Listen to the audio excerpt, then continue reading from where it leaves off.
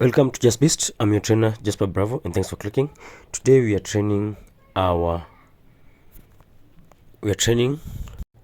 chest, and mark you guys, this is going to be a very beautiful workout, but there's a problem in that I had an injury yesterday when I was doing my legs. Just when I was doing the hamstrings, the first lift of the hamstring just went alright, which was the leg curls.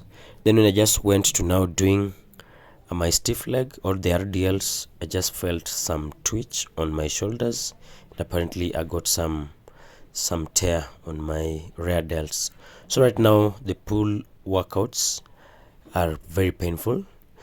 So yeah, but at least I can still do some workouts, like I can now still train chest. It's unfortunate now I can't train my back, but it is what it is.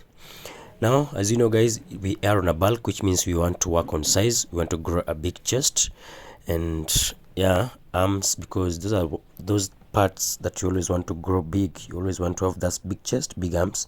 We're trying to warm up, and we're trying to test if really it's possible for us to do pull-ups. And ouch, that was a mistake. That was a big mistake, because the injury is real. I can't even do pull-ups, guys. So we have to replace the warm-up. Instead of pull-ups as we usually do, today we are doing push-ups as our warm-up. We thank God for the fact that the injury did not affect the push part of workout, so we can comfortably do push-ups. I don't know about the bench. Maybe it might affect how much weight you can do on the bench. I haven't tried any workout since then, so we are yet to see. And we are starting our first chest workout with the dumbbell press. And I want you guys to know that dumbbell press are always one of the best workouts for chest, because of the fact that there's no hindrance on the range of motion. You can always go all the way down and all the way up, and then your shoulders are always in. You can always adjust your shoulders according to the stance that is comfortable to you. So we're starting with 30 kgs, and I can tell you that it doesn't feel bad. There's a little bit of discomfort on the left shoulder that got hurt, but it's not too bad. We can handle it. It's something that we can handle. So I feel kind of some sort of relief, because I feared that my biggest fear was that this injury could have affected maybe even my lifts on the chest and shoulders. That could have been very unfortunate. But they haven't tried training shoulders yet, but I'm yet to confirm. I still fear by the way, because I don't want to find out that I can't train my shoulders, but I'm yet to do that, because it is what it is. Sometimes you go through injuries and you learn.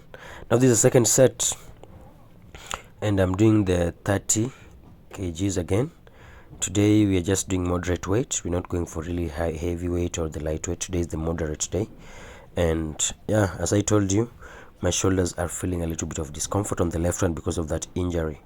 So yeah, but thank God I learned my lesson, and the lesson is I warmed up my lower part of the body because I was training my legs, and I forgot to warm up my upper part of the body. So when I was done with the calves and done with the leg curls, I went direct to do now the RDLs, and that's where the shoulder got hurt, because I hadn't warmed up my shoulder. So it's advisable next time when I'm training my legs, I'll always make sure that I warm all my body, even the upper body, because the upper body gets involved in holding the weights and it can get hurt. Now I'm doing flies, and these are very new flies by the way. If you're keen, you notice that I've never been doing flies this way, and it is one of the best workouts I've realized as far as mass to the chest is concerned. And this is a super wide grip of the flies when doing it. Then you go so low that the weight is almost touching the floor, then you bring it all the way up. And if you do like 10 reps with this one, you'll feel it. And another thing I'd advise when doing these flies, these open flies, is that don't use heavy weights, because it's in this movement I feel like the shoulder is in a very compromised position, and you really need to be careful with the type of weight that you're handling. So you make sure that the weight that you're using is weight that you can handle comfortably rather than you do for a weight that is super heavy, and in the process you lose a little bit of control of the movement, then you hurt your shoulders. So just to avoid any of that, just take the weight that you can easily handle. Then another thing with the flies, you can easily get pec tear. You can tear your pecs. So to avoid that, you need to control the weight, because what really causes the tearing of the pec muscles or any other muscle is that point when the weight is so heavy and you try to jerk it, or that sudden movement you're trying to do just to use momentum to make it come up. That one is very dangerous as far as this movement is concerned. In fact, when you're doing this movement, I want you to imagine you being an aeroplane just about to take off. And what happens with the aeroplane when an aeroplane is about to take off? The lowest part is always the slowest part, which means it starts slowly, then it gains momentum, it accelerates until it gets so light that it leaves the ground, and that's how the aeroplane flies away. The same way, when you go all the way down, when you're just about to come up, you need you to come slowly from the way down. Then as you go up, you increase the speed until when now you're about up on top there, you explode it. Like now you go slowly down, you come up slowly, then up fast, then you go down. Of course the eccentric are supposed to be slow, stay there for a microsecond, then you come slowly, then you accelerate like that. Now the lower part, you don't need to go really fast, you need to control it. That lower part, you see that part, yes, that part need to come up slow. Like you notice that on that rep I kind of cheated because I think I didn't concentrate on the movement really well. Let's see the next one. Yes, like that. On the lower part, just come up slowly, but if you make that sudden move, you might injure yourself and you'll not get all the benefits you need, because on that stretch part is the most important part of the muscle and you need it activated. And how you do that is by just feeling it and controlling the movement as best as possible in that lower part of the movement. So this is a very beautiful workout. I think this is the second set I'm doing for this one. I'm going to do another set to make them three. Three will be good enough, then we'll go to the next workout. But I tell you that just by doing first set, I felt my chest super pumped already. But now the problem also I find with this movement is that I find my grip getting tired really soon. So I don't know what I'll do about that, but I noticed that I get to a moment where I can continue doing the movement because my chest is not done yet, but now my grip is so fucked up. I don't know how I'll fix that, but I'm working on it. I want to figure out what to do about it, or maybe I'll try the cables and see if that will make a difference with the grip. But now in my gym here we don't have the cables for the flies, so we have to make do with what we have. So in the meantime, you'll be seeing me do this more frequently and we will fight that grip. Maybe this is one of the movement that is going to allow me to also build a stronger grip. You never know. So I'm just enjoying this workout and it's really hitting my chest well. Now we're going to the third set of the flies, and as you know, I told you, you just move it super slow on the way down, on the eccentrics. Then on the way up you start slow, then you gain momentum up there, then you go down. That's how you make this movement count. And another thing, just make sure that when you're working out, you make sure that each and every rep that you make is as good as possible. Sometimes I see people rush movements and I wonder what you're doing. Why do you do that? Why do you rush the movement? You do them shallow. Some people don't even do them with the right form and they just want to rush it and do it really quick. Then you wonder, then for what? Why do you rush that? You came all the way to the gym to lift. Why don't you just take your time to lift? Why do you want to do it so fast so that you can go and sit in between your sets? The sets are the ones that count, and you want each and every rep to count. And guess what? The most important thing in your movement is not the number of reps. So if you're rushing them, you're doing this shallow and partial and shitty reps and form that is just horrible just to make sure that you do so many reps. I want to disappoint you right now that the reps are not as important as all those other things that you're throwing away, especially the form. Form is always more important than even the amount of weight you're lifting. Sometimes some people forgo form for the sake of lifting heavy weights, and that one will not help you so much because You can do that. Yes, you'll be ego lifting. That's another form of ego lifting. People usually think that ego lifting just lifting heavy and few reps and hurting yourself, but also doing something like for so many reps and doing them shallow, so just to make sure that you show that you can do so many of that. That is also ego lifting, and you'll not grow as much and you'll not be as strong as you're supposed to. You need to be improving your movements. Yeah, by the way, now this is the next workout. This one is pec deck machine and for flies, and this one I usually like to combine it with the flies, because you notice that the flies give me tension on the stretched part of the chest, but now when you come at the squeezing part, there's no tension, because when you do the flies with the dumbbells, you're kind of sleeping, you're lying down on the bench, and tension ends just at about 90 degrees, where your arm is 90 degrees to the ground. But now if you want to finish the last part, you have to do with this machine, because the machine allows you to have tension all the way until the place where your arms come together. So that's why we do that. We have to just take it slowly and you squeeze, and before I get tired, I just always try to hold it for a few seconds or 1 second up there at the center, then I let it back down slowly.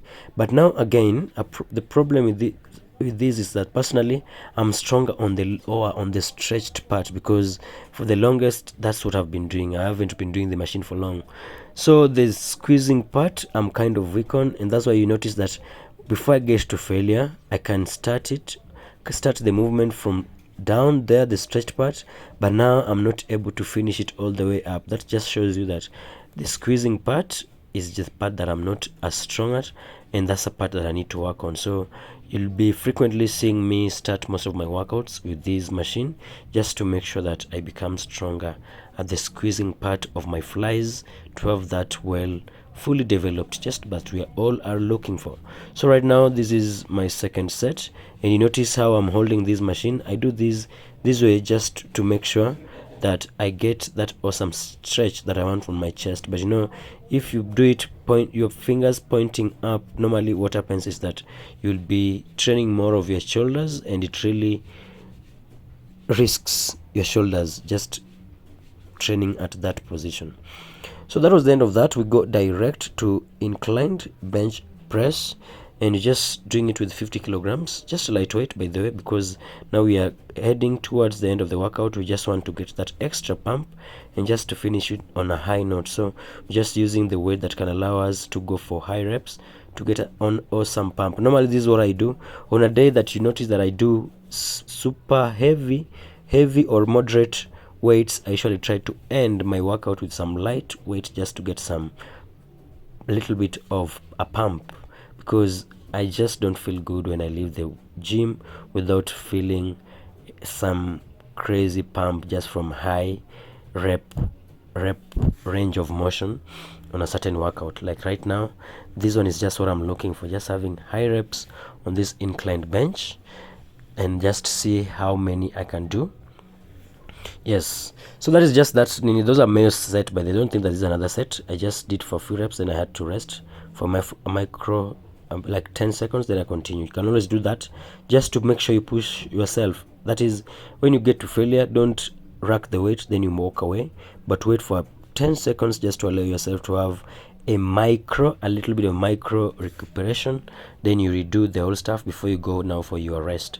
Then we go to the next set. This one now is the flat bench, also a moderately low weight, just to allow us to go for that pump that we're looking for, a super high rep movement, just to get that serious pump and hit that chest thoroughly, just to get as close as possible to failure, by the way, because the good thing about this lightweight normally is that you can really control the weight and you can push the weight to failure without fear, because you always know, come what may, I'll always be able to handle this weight. There's always something scary about super heavy weight. When you're just about to approach the failure, you tend to rack the weight sooner, because there's always a fear of it crashing on you and hurting you. But when you get to doing this lighter weight, sometimes, I don't know if this just happens to me, you notice that you can do it and still have courage to go for extra reps until you get even to failure, without somebody necessarily standing in behind you to give you spots. Spots are just because you feel like if the worst may happen, it won't be as bad as if the weight was super heavy. So I've reduced the weight and I'm just drop setting right now. But now on this second drop set, I want to do the partial reps, that just to get that awesome pump. You see, I go all the way down, but on the way up I don't get to the top. I just go the way up, down, up, and you notice that this movement is considerably quicker compared to the previous ones. This is just to make sure that I get that pump, and it's a finisher part of a workout. So I usually just like to do this to get that awesome pump, by the way.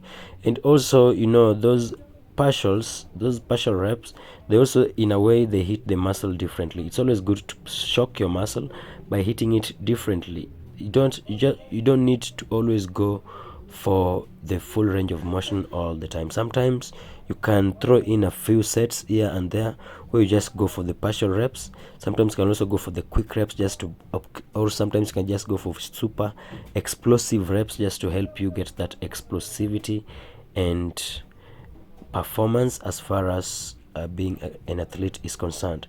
So wow, that is now the pump. You can see how that chest, it's pumped. It's just crazy. I just love the pump in the shoulders too. You can see, wow, see how full it looks. Yeah, that is just, that's a feeling that you have just after having a very intense workout. By the way, this workout was made up of about 10 sets. We did 3 sets of flat bench, 2 sets of flat bench, 1 inclined bench, that makes them 3, then flat declined 2, that is 7 sets, then 3 for flies. Wow, that was a hell of a workout. That was like 14 sets in this single workout. 14, that is about 6 for flies and 8 sets for press movement. That one was a lot, but it was worth it. Sometimes it's worth it to overtrain, you know. Sometimes it feels good to overtrain and just test different things, just do things you're not used to. You can see how the tricep is also pumped. That one is because of those chest movements, especially the presses, because you notice that the bench press and the dumbbell press are a compound movement, which means they hit the muscle from different angles and they can hit more than one group of a muscle at a time. So when you move just one press, you're training your triceps, at the same time you're training your chest and your front is it delts? Yeah, front delts, that is your shoulders. And anytime you do a push-up, you do the same. You're training your triceps, chest, at the same time you're also training your front delts. And anytime you do pull-ups, you're training your biceps and also you're training your forearms and back. So if you like the video and subscribe, let me see you in the